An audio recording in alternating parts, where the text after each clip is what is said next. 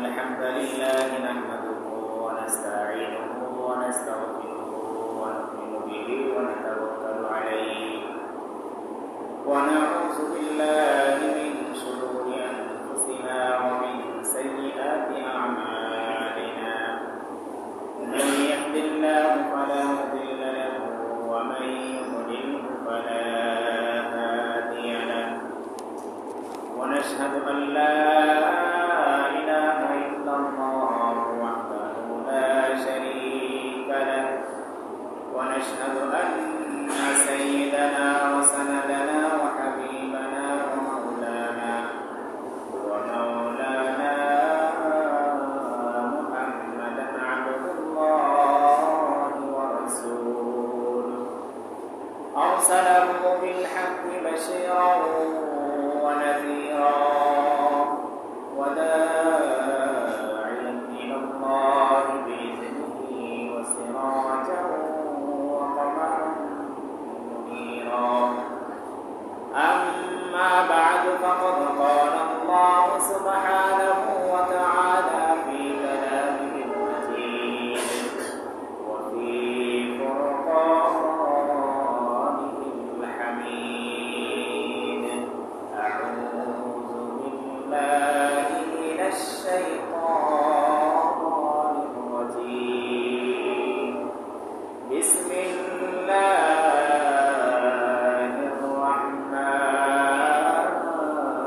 الرحيم ربنا هب لنا من أزواجنا وذرياتنا قرة أعين واجعلنا للمتقين إماما وقال رسول الله صلى الله عليه وسلم بلغوا عني ولو آية أو كما قال رسول الله صلى الله عليه وسلم سبحانك لا علم لنا إلا ما علمتنا إنك أنت العليم الحكيم الحمد لله মহান আল্লাহ পাক রব্বুল আলামিনের দরবারে অসংখ্য অভিনন্দ শুকরিয়া যে মহান রব্বুল আলামিন আজকে আমাদেরকে এই পবিত্র জুমার দিনে আল্লাহ পাকের মহান দুই রাকাত জুমার সালাত আদায় করার জন্য আল্লাহ পাক রব্বুল আলামিন আমাদেরকে অত্র মসজিদে আসার মতো তৌফিক দান করেছেন। এই জন্য সকলে অন্তর থেকে শুকরিয়া আদায় করি আলহামদুলিল্লাহ। আল্লাহ পাক রব্বুল আলামিন আমাদেরকে সুস্থ রেখেছেন। আল্লাহ তাআলা আমাদেরকে দুনিয়ার হাজার হাজার মানুষ থেকে যাচাই বাছাই করেছেন, বিভিন্ন পেরেশানি থেকে মুক্তি দিয়েছেন। সর্বোপরি এই জুমার নামাজ প্রত্যেকটা বালেগ পুরুষ এবং নারীর উপরে ফরজ ছিল, দুই রাকাত জুমার ফরজ সালাত, যেটা আজকে অনেকেই আদায় করবে না, কিন্তু আল্লাহ পাক রব্বুল আলামিন আমাদেরকে যাচাই বাছাই করে তার প্রকৃতি পায়ে সেজদা দেওয়ার জন্য তৌফিক দিয়েছেন। এই জন্য আমরা আবারও শুকরিয়া আদায় করি আলহামদুলিল্লাহ। সম্মানিত মুসলিয়ানে কারাম, আজকে আমরা এই সংক্ষিপ্ত সময়ের মধ্যে যে বিষয়টা নিয়ে কথা শুনবো সেটা হলো একটা শিশু সন্তান জন্মগ্রহণ করার পরে তার অভিভাবক, বিশেষ করে মা বাবার কি করণীয় এবং কি কি বর্জনীয় রয়েছে সেই বিষয়গুলো সম্পর্কে ইনশাআল্লাহ আজকে আমরা কথা শুনব। সম্মানিত মুসল্লি ভাইয়েরা, আমরা প্রত্যেকেই কিন্তু অভিভাবক, কারণ কেউ হয়তো বাবা হয়েছি, আবার অনেকে এরকম আমরা রয়েছি যারা দাদা হওয়ার পর্যায়ে চলে গিয়েছি, নানা হওয়ার পর্যায়ে চলে গিয়েছি, আর মামা, কাকা, চাচা এগুলো তো আমরা সবাই হয়ে গেছি অলরেডি। অর্থাৎ আমরা প্রত্যেকেই অভিভাবক, কেউ অভিভাবকের দায়িত্ব থেকে খালি না। হাদিসের মধ্যে নবীজি বলেছেন কুল্লুকুম রাঈন ওয়া কুল্লুকুম মাসউলুন আন রাঈয়াতিহি, যে তোমরা প্রত্যেকেই দায়িত্বশীল এবং তোমাদের প্রত্যেককে মৃত্যুর পরে তোমাদের অর্পিত দায়িত্ব সম্পর্কে জিজ্ঞাসা করা হবে, কে কতটুকু দায়িত্ব অভিভাবকত্ব পালন করেছে। এই জন্য পেয়ারা হাজরিন, আমরা প্রত্যেকেই অভিভাবক। বিশেষ করে আমাদের যাদের সন্তানাদি হয়েছে বা যাদের সন্তানাদি হবে, বা এখন আমরা যারা বিবাহ শাদী করার একটা ইচ্ছা পোষণ করতেছি বা নিয়ত রয়েছে যে আমরা বিবাহ শাদী করব, তাদের জন্য আজকের এই আলোচনাটা অনেক গুরুত্বপূর্ণ। এখানে 10 থেকে 11টা পয়েন্ট থাকবে যেগুলা একজন অভিভাবকের জন্য খুবই গুরুত্বপূর্ণ বিষয়। এই জন্য আমরা মনোযোগ সহকারে কথাগুলো শুনবো ইনশাআল্লাহ। মোহতারাম হাজরিন, একজন অভিভাবক তথা বাবার জন্য একজন শিশু সন্তানের ক্ষেত্রে সর্বপ্রথম যে করণীয় সেটা হলো ওই বাবাকে একজন ভালো দিনদার পরহেজগার মায়ের ব্যবস্থা করা। অর্থাৎ একজন যুবক মানুষ যখন সে বিবাহের বয়সে উপনীত হয়, যখন সে বিবাহ করতে উদ্বুদ্ধ হয় বা বিবাহ করতে যায়, তখন ইসলাম বলে যে তুমি এরকম একজন নারীকে তোমার স্ত্রী হিসাবে, তোমার অনাগত সন্তানের মা হিসাবে চয়েস করো, যে স্ত্রী হবে দিনদার পরহেজগার মুত্তাকি। এবং হাদিসের মধ্যে 4টা গুণের কথা এসেছে যে কোনো মানুষ যখন বিবাহ করতে যায়, যে মেয়েটাকে বিবাহ করতে যাবে সেই মেয়ের মধ্যে সে 4টা গুণ দেখবে। সে তার সৌন্দর্য দেখবে, তার ধন সম্পদ দেখবে, এরপরে তার বংশ মর্যাদা দেখবে, সর্বশেষ নবীজি বলেন এবং তার ধার্মিকতা দেখবে। নবীজি হাদিসের শেষে বলেন, যদি তুমি ওই মেয়ের মধ্যে সৌন্দর্য খুঁজে না পাও, তার বংশ ভালো না হয়, তার টাকা পয়সা না থাকে, কিন্তু 4র্থ নাম্বারটা তার মধ্যে দিনদারি রয়েছে, তাহলে তুমি বিবাহ করার ক্ষেত্রে এই মেয়েকে প্রাধান্য দাও। সুবহানাল্লাহ। কারণ যে মেয়ের মধ্যে দিনদারি থাকবে তোমার অনাগত সন্তানের জন্য, সেই মেয়েটা হবে মা হিসাবে একজন রোল মডেল। কারণ সন্তানেরা বেশিরভাগ সময় মায়ের কাছেই থেকে বড় হয়। এই যে আমরা আজকে চাকরির সুবাদে এখানে আমরা পড়ে আছি, আমাদের সন্তানাদিরা মায়ের কাছে সর্বদাই গুড়গুড় করতেছে, ঘুমাইতে, খাইতে, চলতে, বুঝতে, গোসল করতে সর্বদাই মায়ের সাথে লেগে আছে। এখন মা যদি ধার্মিক হয়, মা যদি 5 ওয়াক্ত নামাজি হয়, মা যদি নিয়মিত কোরআন শরীফ তেলাওয়াত করে, সন্তানরা দেখে দেখে শিখবে।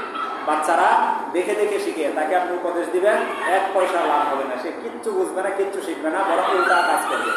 কিন্তু আপনি যদি তার সামনে আপনার কাজগুলাকে ফুটিয়ে তুলতে পারেন, যে কাজগুলা ভালো এবং যে কাজগুলা খারাপ সেগুলো থেকে বিরত থাকতে পারেন, তাহলে সন্তানও আপনাকে দেখে দেখে সেই কাজগুলা সে শিখে ফেলবে। বাসায় যখন কেউ আসবে, আপনি যখন সালাম দিবেন, ওই বাচ্চারা দেখতে দেখতে সেও শিখে ফেলবে, তাকে বলা লাগবে না। কিছুদিন পরে সেও দেখবেন যে বাসায় যখন আপনি যাবেন, আপনাকে অটোমেটিক সে সালাম দিতেছে। আপনি স্বামী হিসেবে যখন বাড়িতে যাবেন, আপনার ওয়াইফ যখন আপনাকে সালাম দিবে, অথবা আপনি যখন ঘরে সালাম দিবেন, আপনার সন্তান এটা দেখবে, সে ফলো করবে, সে যখন বড় হবে অটোমেটিক সে এটা শিখে ফেলবে। তো মোহতারাম হাজির, এই জন্য বলতেছিলাম যে একজন বাবা হিসাবে সন্তানের সেই অনাগত সন্তানের জন্য মা হিসাবে দিনদার মহিলাকে প্রাধান্য দেওয়া। কারণ নবীজি বলেছেন, তোমরা যখন বিবাহ করতে যাও, তোমরা 4টা গুণ দেখবে। এক হলো সৌন্দর্য, তারপরে তার ধন সম্পদ রয়েছে কিনা, তার এই বংশমর্যাদা কিরকম, 4র্থ নম্বরে নবীজি বলেছেন তার দিনদারি কিরকম। যদি তার দিনদারি ভালো হয়, সে যদি ধার্মিক হয়, অন্য 3টা গুণ না থাকলেও তুমি এই মেয়েকে চয়েস করো, তাকে বিবাহ করো। তার মাধ্যমে তোমার সেই ভবিষ্যৎ প্রজন্ম যারা আসবে, তারা দিনদার হবে, মুত্তাকি হবে, পরহেজগার হবে। আমাদের এক উস্তাদ বলেছিলেন যে উনি যখন বিবাহ করতে যায়, উনি রাস্তায় বের হয়েছে, তো পাত্রী দেখতে যাচ্ছে, উনি রাস্তায় চিন্তা করতেছে যে কি কি গুণ বা কি কি দোষ মেয়ের মধ্যে সে তালাশ করবে, খুঁজে পাইলে বিবাহ করবে, কি কি গুণ থাকলে বা কি কি দোষ থাকলে সে বিবাহ করবে না।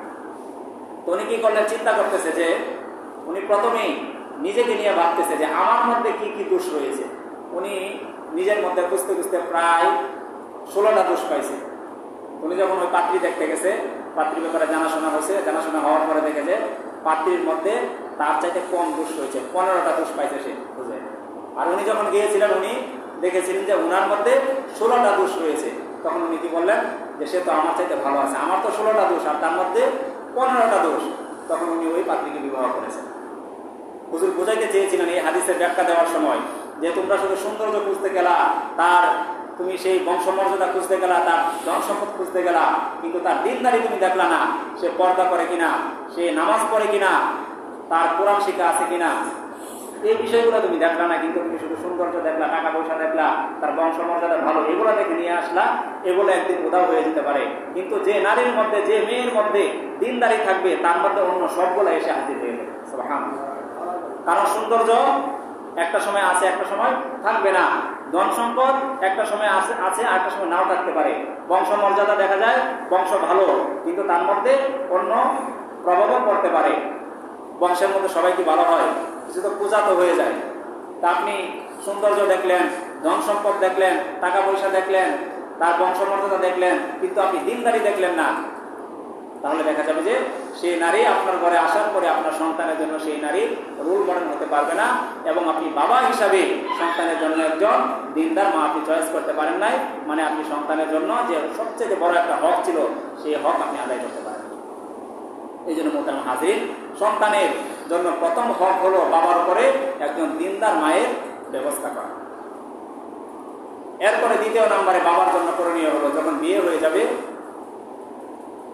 বিয়ে হয়ে যাওয়ার পরে তার যে সন্তান আসবে, এই সন্তানের জন্য তার দ্বিতীয় করণীয় কি হবে? কোরআন এবং হাদিসের মধ্যে এসেছে, নবী আলাইহিস সালাতু ওয়াস সালাম বলেন, যখন কোনো ব্যক্তি বিবাহ বন্ধনে আবদ্ধ হয়, ওই স্বামীর জন্য দ্বিতীয় নম্বর করণীয় হলো, সে যখন সন্তান লাভের জন্য তার স্ত্রীর কাছে যাবে, স্ত্রীর সাথে মিলিত হবে, তখন তার জন্য একটা করণীয় রয়েছে। সেটা হলো শয়তান থেকে অনাগত সন্তানের জন্য আশ্রয় চেয়ে নেওয়া।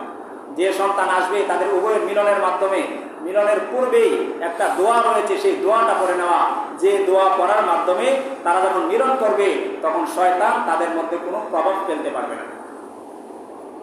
আব্দুল্লাহ ইবনে আব্বাস রাদিয়াল্লাহু তাআলা আনহু বলেন, হাদিসের মধ্যে এসেছে যে তোমরা যখন তোমাদের স্ত্রীর কাছে যাবা সন্তান লাভের জন্য, তখন তিনি বলেন যে নবীজি বলেছেন তোমরা এই দোয়াটা পড়ে নিবা, আল্লাহুম্মা জান্নিবনা শাইতান ওয়া জান্নিবিশ শাইতানা মা রাযাকতানা। যে হে আল্লাহ, আমরা যে উভয়ে যে মিলিত হচ্ছি, এই মিলন হওয়ার মাধ্যমে যদি কোনো সন্তান তুমি আমাদের কপালে ফায়সালা রেখে থাকো, তাহলে এই সন্তানকে তুমি সমস্ত ধরনের শয়তানের কুচক্র থেকে, শয়তানের অশ্লীলতা থেকে, শয়তানি থেকে, শয়তানের প্রভাব থেকে তুমি তাকে মুক্ত রেখো। এই দোয়াটা করে নাও। আমরা কয়জন করেছি? অনেকে হয়তো নতুন শুনছি এটা। অথচ দেখবেন যে বাচ্চা জন্ম হওয়ার পরে বাচ্চারা অযাচিতভাবে তারা কান্নাকাটি শুরু করে দেয়, কারণ প্রতিটা বাচ্চা যখন জন্মগ্রহণ করে, জন্মগ্রহণ করার পরে শয়তান ওই বাচ্চাটাকে অ্যাটাক করে। সুতরাং আমরা যারা এই ভুলটা করে ফেলেছি, সন্তান জন্মের পূর্বে আমরা এই দোয়াটা পড়তে ভুলে গিয়েছি, শয়তান থেকে আমরা আশ্রয় প্রার্থনা করতে ভুলে গিয়েছি, তাদের জন্য নবী আলাইহিস সালাতু ওয়াস সালাম আরেকটা করণীয় কথা বলেছে। কোরআনের মধ্যে আরেকটা দিক নির্দেশনা এসেছে, যে দেখা গিয়েছে যে কখন কি সন্তানের জন্য আমরা গিয়েছি, হয়তো খেয়াল নেই, খেলে আমরা আমাদের সন্তান চলে এসেছে, এখন সন্তান ভূমিষ্ঠ হওয়ার পরে আরেকটা করণীয় রয়েছে, যে কাজটা আমি আপনি যদি করি তাহলে এই সন্তানটাকে আল্লাহ তাআলা শয়তানের সমস্ত প্রকার ওয়াসওয়াসা থেকে হেফাজত করবেন। সেটা কি? সেটা আল্লাহ পাক রব্বুল আলামিন সূরা আলী ইমরানের এক আয়াতের মধ্যে আল্লাহ তাআলা বলে দিয়েছেন, যে আয়াতের মধ্যে আল্লাহ তাআলা বলে দিয়েছেন যে যখন হযরত ঈসা আলাইহিস সালাতু ওয়াস সালামের মা মারিয়াম আলাইহিস সালাতু ওয়াস সালাম ভূমিষ্ঠ হলেন ওনার মায়ের পেট থেকে, তখন ওনার মা ওনার জন্য একটা দোয়া করেছিলেন। কোরআনের মধ্যে আল্লাহ তাআলা এটা উল্লেখ করে দিয়েছেন। উনি বলেন যে ওয়া ইন্নী সাম্মাইতুহা মারিয়াম ওয়া ইন্নী উইযুহা বিকা ওয়া যুররিয়াতাহা মিনাশ শাইতানির রাজীম। যখন মারিয়াম আলাইহিস সালাতু ওয়াস সালাম ভূমিষ্ঠ হলেন, ওনার মা ওনার জন্য দোয়া করলেন। কি দোয়া করলেন? প্রথমে উনি বললেন যে হে আল্লাহ, আমি আমার এই সন্তান, এই মেয়ের নাম রাখলাম মারিয়াম, এবং তার জন্য আমি দোয়া করতেছি যে তাকে এবং তার মাধ্যমে পরবর্তী যে প্রজন্ম আসবে তাদের প্রত্যেককে তুমি শয়তানের ওয়াসওয়াসা থেকে হেফাজত করো। সুবহানাল্লাহ। শয়তানের অনিষ্টতা থেকে তুমি তাকে হেফাজত করো এবং তার বংশধরকে হেফাজত করো। পরবর্তীতে এই মারিয়াম আলাইহিস সালামের গর্ভ থেকে আল্লাহ তাআলা হযরতে ঈসা আলাইহিস সালাতু ওয়াস সালামকে দুনিয়াতে পাঠিয়েছিলেন। তাহলে মোহতারাম হাজির, যাদের আমাদের সন্তান দেখা গিয়েছে যে আমরা স্ত্রীর সাথে মিলনের সময় যখন আমরা এই দোয়া পড়তে পারি না, হয়তো ভুলে গিয়েছি, সন্তান ভূমিষ্ঠ হওয়ার পরে সন্তানের জন্য এই দোয়াটা করে নেওয়া। যে সন্তানের কাছে থেকে বাবা হিসেবে যখন বাবা থাকবে বা মা থাকবে বা অন্য আত্মীয় স্বজন থাকবে, তখন এই সন্তানটাকে কোলে নিয়ে ওই সন্তানকে নিয়ে এই দোয়াটা করে নেওয়া, সুন্দর মতো একটা নাম রেখে নেওয়া এবং আল্লাহ পাকের কাছে এই দোয়াটা করে নেওয়া। নিজের বাসায় করতে পারা যে হে আল্লাহ, আমাকে যে সন্তানটা তুমি দিয়েছো, ছেলে হোক বা মেয়ে হোক, এই সন্তানটাকে তুমি শয়তানের আঘাত থেকে, শয়তানের কুমন্ত্রণা থেকে হেফাজত করো এবং এর মাধ্যমে পরবর্তী আরো যে প্রজন্ম আসবে তাদেরকে তুমি হেফাজত করো। এই জন্য মোহতারাম হাজির, বিশেষ করে বাবা হিসাবে সন্তানের জন্য এই সময়টা দোয়া করা বেশি জরুরি। যদি আপনি কাছাকাছি থাকতে পারেন, ভূমিষ্ঠ হওয়ার পরে আপনার সন্তানটাকে আপনি কুলে নিয়ে দোয়া করবেন। অনেক হাদিসের মধ্যে এসেছে, নবী আলাইহিস সালাতু ওয়াস সালামের অন্যতম একজন সাহাবী, ওনার নাম ছিল মুআবিয়া ইবনে কুররা রাদিয়াল্লাহু তাআলা আনহু। উনি বললেন যে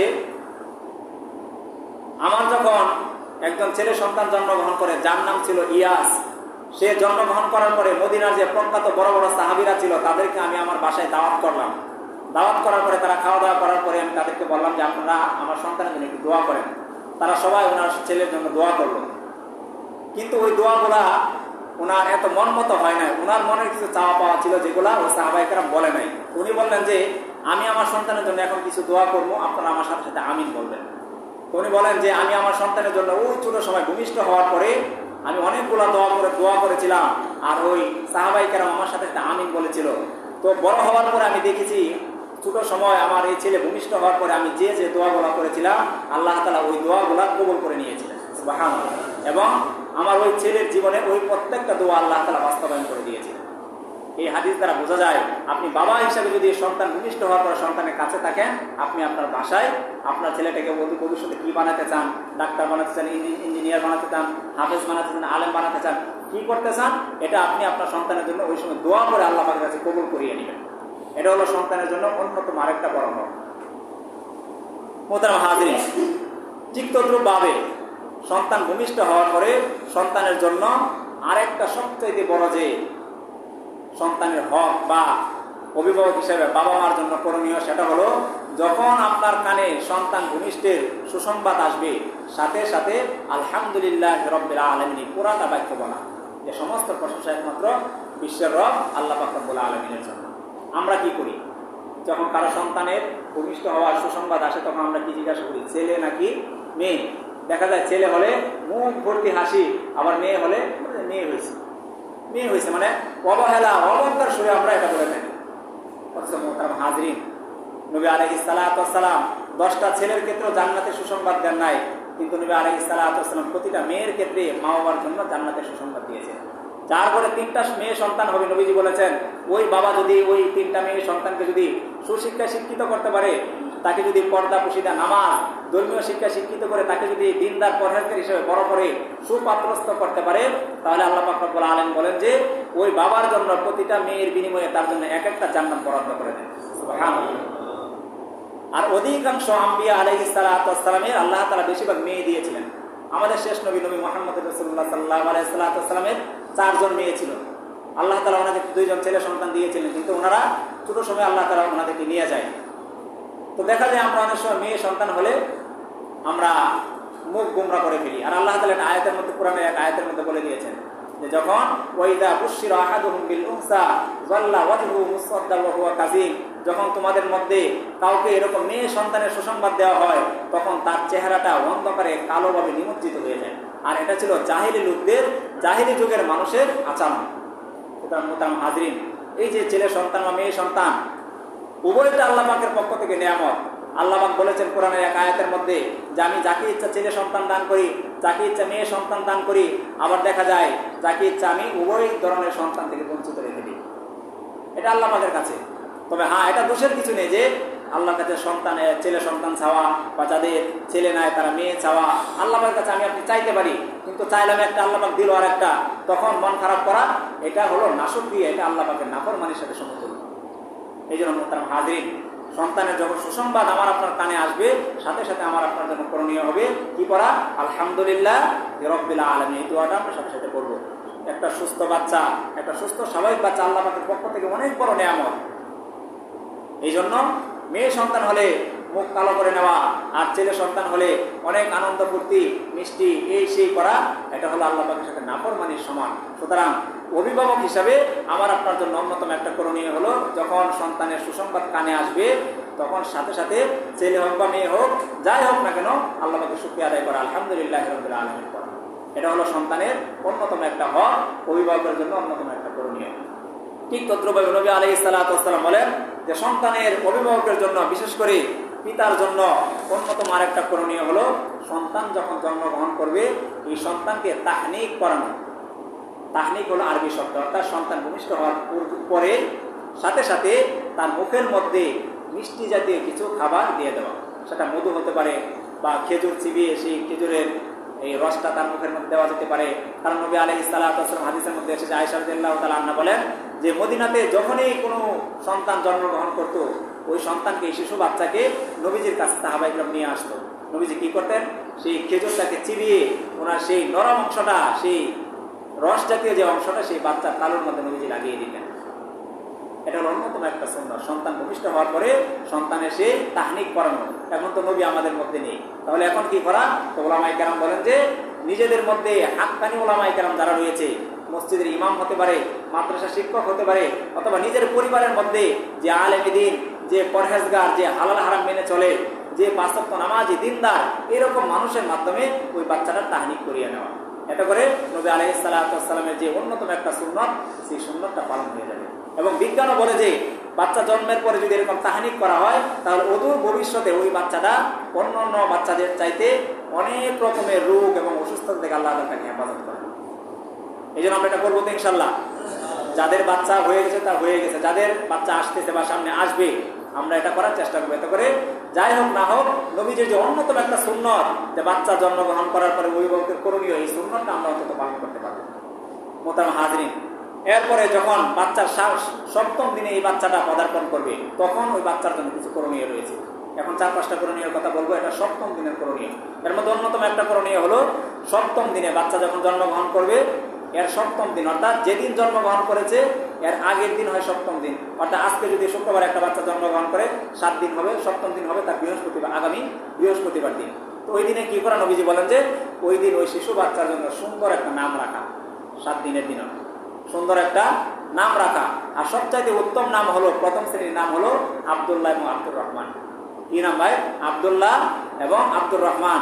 এবং দ্বিতীয় শ্রেণীর নাম হলো, আল্লাহ পাকের যে গুণবাচক 99টা নাম রয়েছে, আল্লাহ পাকের 99টা নাম আছে না, ওই 99টা নাম থেকে যে কোনো একটা নাম আপনি জোগাড় করে, ব্যবস্থা করে, ওই নামের শুরুতে যদি ছেলে হয় তাহলে আব্দুল শব্দ যোগ করে দেওয়া, আর যদি মেয়ে হয় তাহলে আমাতুল শব্দ যোগ করে দেওয়া। যেরকম আব্দুর রহমান, আব্দুর রহিম, আব্দুল সালাম, আব্দুল কুদ্দুস। আব্দুল মানে হলো গোলাম, আর আমাতুল শব্দ মেয়ের ক্ষেত্রে ব্যবহার করা হয় কেন? আমাতুল মানে হলো বাদী, অর্থাৎ রহমানের বাদী বা রহমানের গোলাম।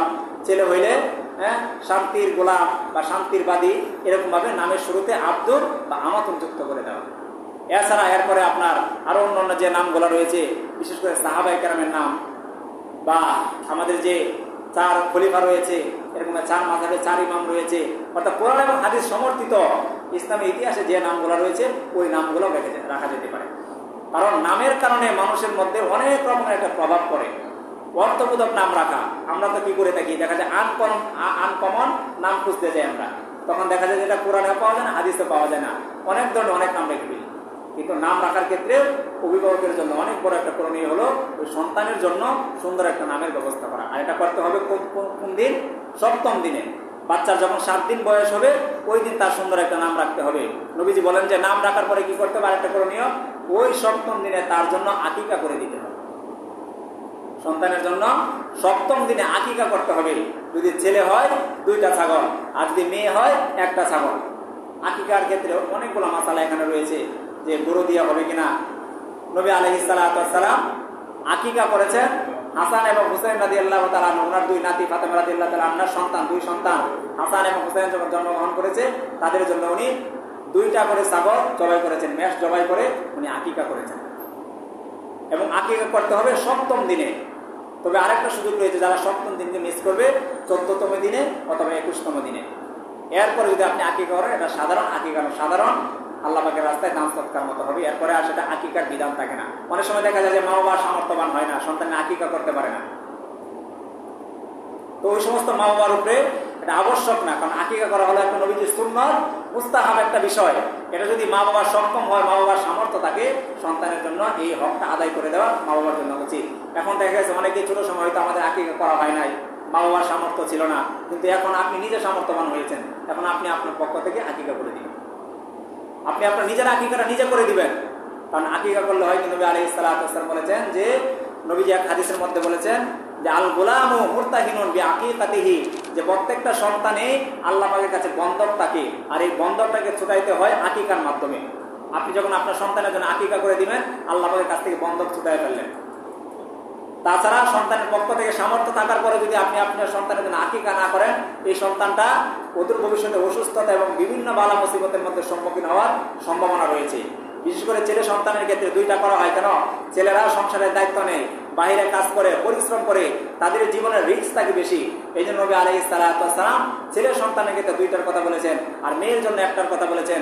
এটা নিয়ে অনেকে বলে যে এখানে হয়তো বৈষম্য হয়ে গিয়েছে। এখানে বৈষম্য হয়ে যায় না, বরং ইসলামে যখন আকিকার বিধান এসেছে, ইসলামের পূর্বে মদিনাতে যখন ইহুদিরা বসবাস করতো, তারা ছেলে সন্তানের জন্য আকিকা করতো, কিন্তু মেয়ে সন্তান জন্ম হলে আকিকা করবে দূরের কথা, মেয়ে সন্তানকে জীবন্ত মাটিতে পুঁতে দিত, নাউজুবিল্লাহ। কিন্তু ইসলাম এসে ছেলের জন্য দুইটা নির্ধারণ করেছে, আর মেয়েকে সম্মান দিয়ে মেয়ের জন্য একটা নির্ধারণ করে দিয়েছে। কারণ মেয়ে যখন বাবার ঘরে লালিত পালিত হয়, একটা পর্যায়ে বাবার বাড়ি ছেড়ে সে স্বামীর বাড়ি চলে যায়, তখন স্বামীর বাড়ি হয়ে যায় তার আপন বাড়ি, তার আপন কর্মস্থল। তখন আর বাবা মার উপরে তার ওরকম দায়িত্ব থাকে না, বরং তার সম্পূর্ণ দায়িত্ব এসে পড়ে তার স্বামীর উপরে। সুতরাং মোহতারাম হাজির, যাদের উপরে আমরা এরকম আকিকা করি না, আমাদের সন্তানদের বা আমরা নিজেরাও আকিকা করি নাই, সামর্থ্যবান হলে আকিকা করে নেবেন। তবে এক্ষেত্রে ছাগল দিয়া করাই উত্তম। ছেলের ক্ষেত্রে দুইটা, মেয়ের ক্ষেত্রে একটা। যদি গরু দিয়া করেন তাহলে ছাগলের যে ফায়দা সেটা আপনি ফজিলত অর্জন করতে পারবেন না, তবে গরুর মধ্যে করলে হয়ে যাবে। কিন্তু ছাগল দিয়া যত নবীজি করেছেন, এটা দিয়ে করাই সবচেয়ে উত্তম। এটা হলো সন্তানের অভিভাবকের জন্য অন্যতম আরেকটা করণীয়। আরেকটা করণীয় হলো ওই সপ্তম দিনের মধ্যে ওই শিশুর মাথাটাকে নেড়া করা, মাথার সমস্ত চুলকে চেঁচে ফেলা, চেঁচে ওই চুলকে ওজন দিয়ে ওই চুলের ওজন পরিমাণ রূপা আল্লাহ পাকের রাস্তায় সৎকার করে দেয়। তার নবী আলাইহিস সালাতু ওয়াস সালাম হাদিসের মধ্যে এসেছে, যখন হাসান রাদিয়াল্লাহু তাআলা আনহু জন্মগ্রহণ করেছিলেন, তখন ফাতেমা রাদিয়াল্লাহু তাআলা আনহাকে বলেছিলেন, হে ফাতেমা, তুমি তোমার সন্তানের মাথাকে নেড়া করে দাও এবং চুল পরিমাণ রূপা ওজন করে মিসকিনদের মধ্যে তুমি সৎকার করে দাও। এটা অন্যতম একটা সুন্নাত। এবং এই মাথা নেড়া করার পরে জাফরানের কালি, জাফরান মেখে দেওয়া তালুর মধ্যে, টাকের মধ্যে। কারণ ইসলামের পূর্বে ইহুদিরা করতো কি, সেই অমুসলিমরা করতো কি, সন্তান জন্মগ্রহণ করার পরে তারা একটা প্রাণী জবাই করে, ওই যে আকিকা করতো, আকিকার প্রাণী জবাই করে সেই আকিকার প্রাণীর যে রক্ত, সেই রক্ত এনে ওই বাচ্চার মাথার মধ্যে বা দেহের মধ্যে তারা মাখিয়ে দিত। অর্থাৎ প্রাণীর রক্ত মানুষের গায়ের মধ্যে এটা দেওয়া বা রক্ত নিয়ে এটা খেলা করা, এটা সম্পূর্ণ হারাম। ইসলামের মধ্যে নবী আলাইহিস সালাতু ওয়াস সালাম বলেছেন, সন্তানের জন্য তোমরা এটা রক্তের মাধ্যমে তোমরা তার মাথায় করবে না, বরং জাফরানের কালির মাধ্যমে সন্তানের সেই হকটাকে তোমরা আদায় করবে। এই জন্য মোহতারাম হাজরিন, সন্তানের জন্য অন্যতম আমাদের জন্য আরেকটা করণীয় হলো, সন্তান যখন ভূমিষ্ঠ হবে তার সুন্দর নাম রেখে সপ্তম দিনে তার আকিকা করে তার মাথাটাকে নেড়া করে রূপা, ওই পরিমাণ রূপা আল্লাহ পাকের রাস্তায় সৎকার করে দেওয়া এবং মাথার মধ্যে জাফরানের কালি মেখে দেওয়া। সর্বশেষ অভিভাবকের জন্য আরেকটা করণীয় হলো, সপ্তম দিনের মধ্যে পারলে খতনা করে নেওয়া, মুসলমানি করে নেওয়া। যত ছোট সময় আপনি সন্তানের সেই খতনা করে নেবেন ততই ভালো। এখন মানুষেরা এটাই করে থাকে, দেখা যায় যে বড় হলে আরো দেখা যায় যে অনেক ধরনের রোগ, অসুস্থতা, বিভিন্ন ধরনের পেরেশানি পোহাতে হয় অভিভাবককে। এই জন্য আমাদের জন্য করণীয় হবে, যাদের সন্তান হবে, ছেলে সন্তান বিশেষ করে, তাদের জন্য সপ্তম দিনের মধ্যে সে খতনাটা করিয়ে নেওয়া। কারণ নবীদের মধ্যে 4টা সুন্নাত প্রসিদ্ধ ছিল, সব নবীরা যে 4টা সুন্নাত ফলো করতেন, এর মধ্যে অন্যতম একটা সুন্নাত হলো সমস্ত নবীরা খতনা করেছেন। এই জন্য মোহতারাম হাজির, এই যে ধারাবাহিক অনেকগুলা সন্তানের হক বললাম, অর্থাৎ অভিভাবকের করণীয়, সন্তানের ভালো নাম রাখা, আকিকা করা, সন্তানের জন্য ভালো একটা মায়ের ব্যবস্থা করা, এই প্রত্যেকটা করণীয় হলো আমার আপনার অভিভাবক হিসেবে দায়িত্ব। যদি আপনি সন্তানের এই হকগুলো আদায় করতে পারি, সন্তান বড় হয়ে আপনাকে বৃদ্ধাশ্রমে পাঠাবে, তখন সন্তানও তার সাধ্য অনুযায়ী চেষ্টা করবে আপনার হকগুলো আদায় করার, মা বাবার হক আদায় করার জন্য সে চেষ্টা করবে।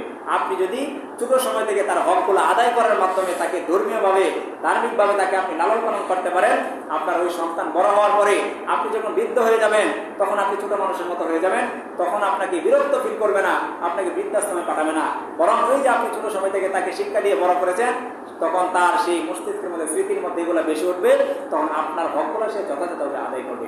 আজকে দেখা যায় সন্তানের এই হকগুলো আমরা অনেকে আজকে যেগুলো বললাম, অনেকেও তো প্রথম শুনছেন, আজকে অনেকে প্রথম শুনছেন, আমল করবেন দূরের কথা, আজকে প্রথম শুনছেন। তার মানে আপনি আমার সন্তানের সেই হকগুলো আদায় করতে পারি নাই। সুতরাং সন্তানের হক যদি আপনি আদায় করতে না পারি, সন্তানের পক্ষ থেকে কি হবে, আপনি এটা আশা করি যে সন্তান বড় হয়ে আপনার হক আদায় করবে। আল্লাহ পাক রব্বুল আলামিন যেন আমাদের সবাইকে, যারা বাবা হয়েছি, এই হকগুলো যেন আদায় করার তৌফিক দান করেন। আর যারা বাবা হবো ভবিষ্যতে, তারা এখন থেকে প্রস্তুতি নেন যেন সন্তানের প্রতিটা হক আদায় করতে পারি। তাহলে দেখা যাবে যে আমার আপনার ছেলে হোক বা মেয়ে হোক, ওই সন্তান বড় হওয়ার পরে আমার আপনার হক আদায় করবে। আল্লাহ পাক রব্বুল আলামিন আমাদের সবাইকে, যারা সন্তানাদি রয়েছে, বাবা মার হক আদায় করার তৌফিক দান করুন। যারা বাবা মা হয়েছে, সন্তানের হক আদায় করার তৌফিক দান করুন। সকলে বলে আমিন। ওয়া আখিরু দাওয়ানা আলহামদুলিল্লাহি।